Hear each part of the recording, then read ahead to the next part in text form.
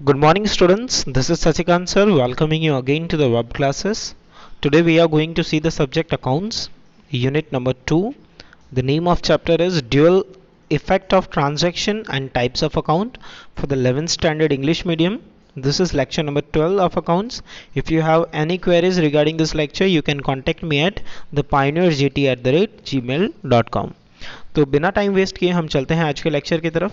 तो आज हम देखने वाले हैं how to identify the cash transaction and the credit transaction. ठीक है, बहुत ही सिंपल टॉपिक है कि कैसे पता लगाएं कि कैश ट्रांजैक्शन कौन सा है, क्रेडिट ट्रांजैक्शन कौन सा है। वैसे तो आपको पता ही है कि अगर आप कैश दे देते हो तो वो कैश ट्रांजैक्शन है। कैश की जगह आप ATM card, credit card, cheque, ये सारे मीडियम भी पे कर इन सारे मीडियम से भी पे किया जा सकता है।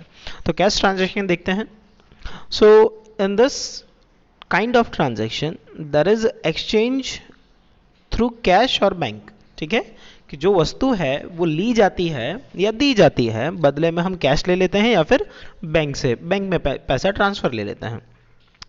In such transaction the word cash is mentioned.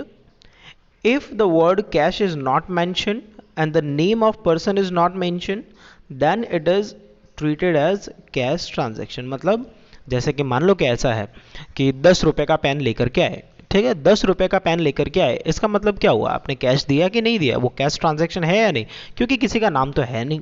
ठीक है, आप लेकर के आए मतलब बट ऑब्वियस है पैसा दे करके लाए होंगे, है ना। Third, in this transaction cash bank account is definitely affected and consequently bank oblique cash increases और डिक्रीजेस। मतलब कैश ट्रांजैक्शन अगर करते हो तो या तो आपके पास कैश आएगा या फिर आपके पास से कैश जाएगा। तो या तो आपका कैश बैलेंस इंक्रीज हो सकता है या फिर क्या हो सकता है, वैसा वर्सा डिक्रीज हो सकता है। ओके, सो ये है कैश ट्रांजैक्शन। एक बार फिर से इसकी समरी ले लेते हैं। कैश ट्रांजैक्शन कैसा ट्रांजैक्शन है जिसमें कैश या फिर बैंक के थ्रू पेमेंट हो जाता है। ठीक है, अगर पेमेंट दिया है या नहीं दिया उसके बारे में कुछ नहीं लिखा और नाम मेंशन नहीं किया है तो भी वो कैश ट्रांजैक्शन माना जाएगा। कैश ट्रांजैक्शन से हमारे कैश या फिर बैंक अकाउंट पे इफेक्ट आता है। चलते हैं आगे। क्रेडिट ट्रांजैक्शन क्या होता है? तो क्रेडिट ट्रांजैक्शन एक ऐसा ट्रांजैक्शन है जहां पर पूरी अमाउंट जो है वो कैश नहीं दी जाती। यहाँ पर थोड़ा सा मैं करेक्शन करना चाहूँगा, नो एक्सचेंज थ्रू कैश और बैंक नहीं। यहाँ पर हो सकता है पार्शियल पेमेंट हो, है ना। कैसा पेमेंट हो? पार्शियल पेमेंट, थोड़ा बहुत पैसा दे करके आप लाए हो, ऐसा हो सकता है। तो जो बाकी रह गया पैसा वो क्या माना जाएगा? Credit transaction.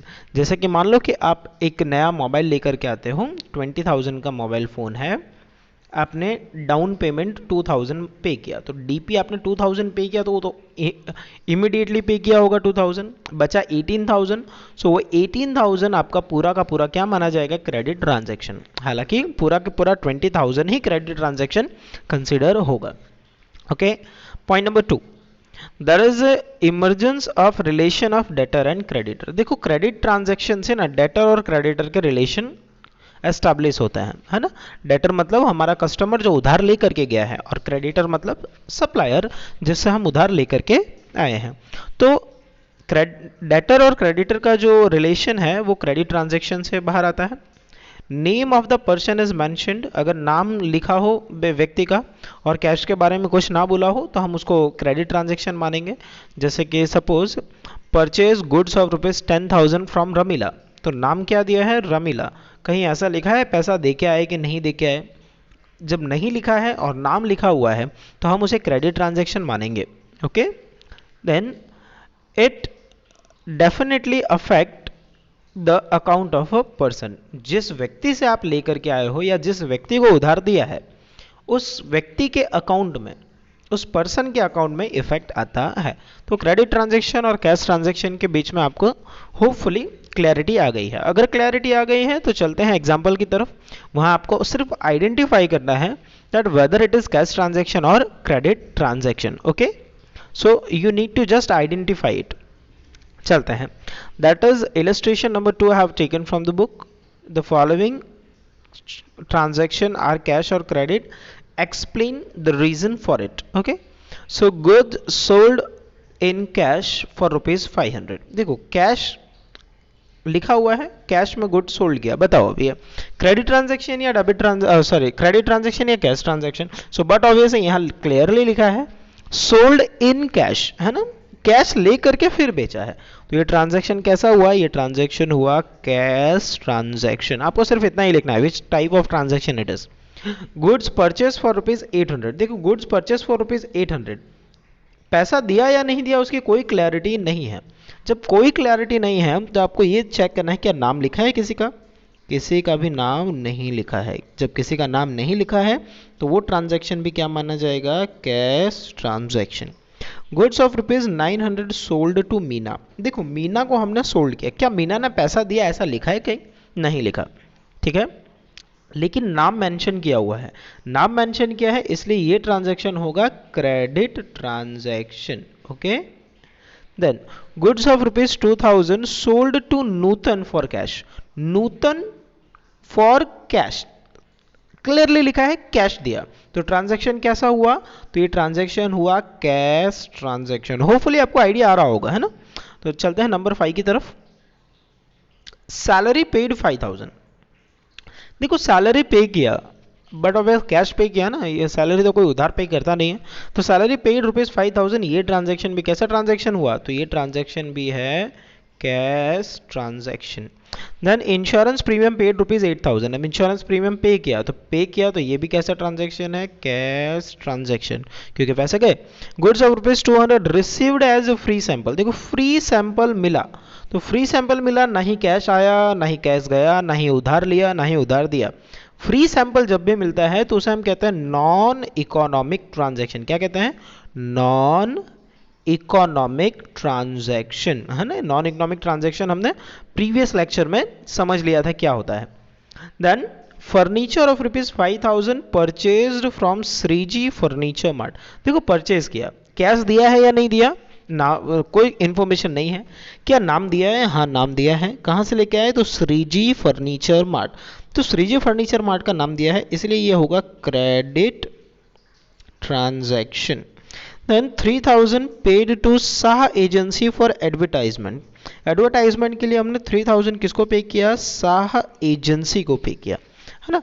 तो शाह एजेंसी को हमने पे किया, तो ये ट्रांजैक्शन कैसा हुआ, हाँ ये हुआ कैश ट्रांजैक्शन, क्योंकि लिखा है 3000 पेड, दे दिया, ठीक है, फिर भले नाम लिखा हो, ये ट्रांजैक्शन हुआ cash transaction. And the last commission received ₹3200, तो पैसा मिल गया, तो ये ट्रांजैक्शन भी कैसा है, ये ट्रांजैक्शन भी कैश ट्रांजैक्शन है।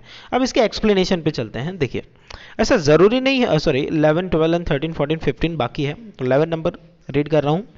Goods of ₹5000 purchased for cash, cash purchase किया, payment is made by cheque, अब पेमेंट आप चेक से करो, क्रेडिट कार्ड से करो, डेबिट कार्ड से करो, कैसे भी करो, पैसा दे दिया, दे दिया मीन्स ट्रांजैक्शन का टाइप कौन सा हुआ, cash transaction.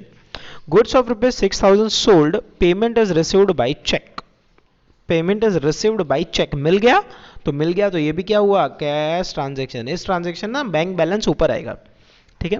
Rent received by check, पैसा मिल गया, कैश ट्रांजैक्शन, इससे भी बैंक बैलेंस जो है वो ऊपर आएगा, मतलब बढ़ जाएगा। टेलीफोन बिल 700 पेड, अब पे कर दिया तो कैश ट्रांजैक्शन, चेक से पे किया है तो आपका बैंक बैलेंस जो है वो डिक्रीज हो जाएगा, है ना। Then a cheque of ₹3000 issued to Lakshmi ben for her dues, issued मतलब देना, लक्ष्मी बेन को हमने 3000 का चेक दिया तो ये ट्रांजैक्शन हुआ कैश ट्रांजैक्शन, पुराना बाकी हमने चुकाया है, इससे भी हमारा बैंक बैलेंस जो है वो डिक्रीज हो जाएगा। अब चलते हैं एक्सप्लेनेशन की तरफ। नॉर्मली अगर आप 1 by 1 लाइन वाइज लिखो तो भी चलेगा, ठीक है, और अगर इस तरह टेबल बनाते हो देन वेल एंड गुड। देखिए पहला ट्रांजैक्शन क्या था हमारा, so first transaction was goods sold for cash ₹500, देखिए कैश ट्रांजैक्शन, क्योंकि बेचने से कैश इंक्रीज होता है। Goods purchase of ₹800, cash transaction, cash decrease, है ना, ये इफेक्ट दिखाई हुई है आपको। अगर इस तरह से करते हो तो वेल एंड गुड, बहुत अच्छी बात है। Goods of 900 sold to Meena, तो क्रेडिट ट्रांजैक्शन है, no cash word and sold to Meena, ठीक है, कोई कैश वैश आया नहीं है। Goods of 2000 sold to Nutan for cash, तो कैश ट्रांजैक्शन है, कैश इंक्रीजेस। मेरे ख्याल से आपको आइडिया आ गया होगा, इन सभी के बारे में हमने चर्चा कर ली है। तो अब मैं इसके बारे में और ज़्यादा नहीं कहता, ये आप समझ लेना, और आपको इलस्ट्रेशन 2 लिखना है और एक्सरसाइज में से भी ऐसे सम्स ढूंढ ढूंढ करके आपको करने हैं। नॉर्मली इनिशिएट हो जाएगा स्टार्टिंग से ही। अब चलते हैं टाइप्स ऑफ वाउचर। कितने टाइप के वाउचर होते हैं? देखो, वाउचर मतलब बिल, हाँ, बिल या फिर एक ऐसा स्लिप, ऐसा डॉक्यूमेंट जो आपके ट्रांजैक्शन को सपोर्ट करता है। जैसे कि आप मान लो कि एक बाइक परचेज करके लाए, तो क्या सबूत है? आप बाइक परचेज करके लाए हो तो बाइक का आपके पास होगा बिल, ठीक है। आपने कुछ सेल किया है आपके बिजनेस से, तो क्या सबूत है? आपने सेल किया है, तो सेल के लिए होगा आपके पास बिल, है ना। जो कस्टमर को देते हैं उसकी जेरोक्स कॉपी हमारे पास रह जाती है ना। बिल आप कहीं भी देखना, 2 बिल प्रिंट होता है, एक वो लोग रखते हैं, एक हमें देते हैं। तो देखिए कितने टाइप के वाउचर होते हैं। तो सेल्स बिल, अगर आप सेल करते हो तो सेल्स बिल, ठीक है, जो क्या बताता है? Voucher of sale. Purchase bill, voucher of purchase. Credit note, हाँ देखो क्रेडिट नोट क्या होता है?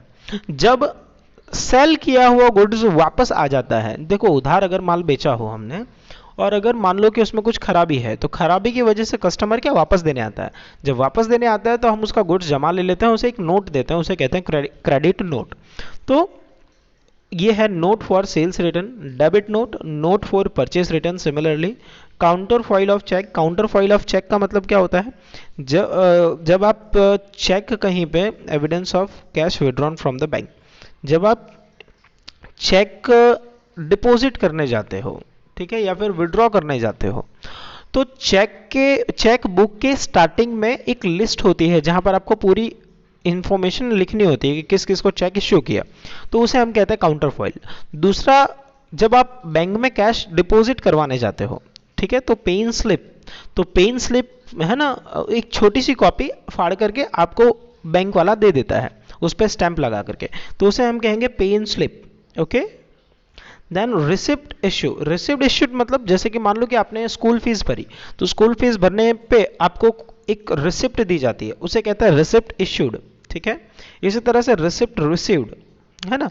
तो स्कूल वालों के लिए दो रिसिप्ट प्रिंट होती है, एक आपको देते हैं, एक वो रखते हैं, तो जो उन्होंने रखा वो रिसिप्ट रिसीव्ड और जो उन्होंने आपको दिया वो होगा रिसिप्ट इश्यूड।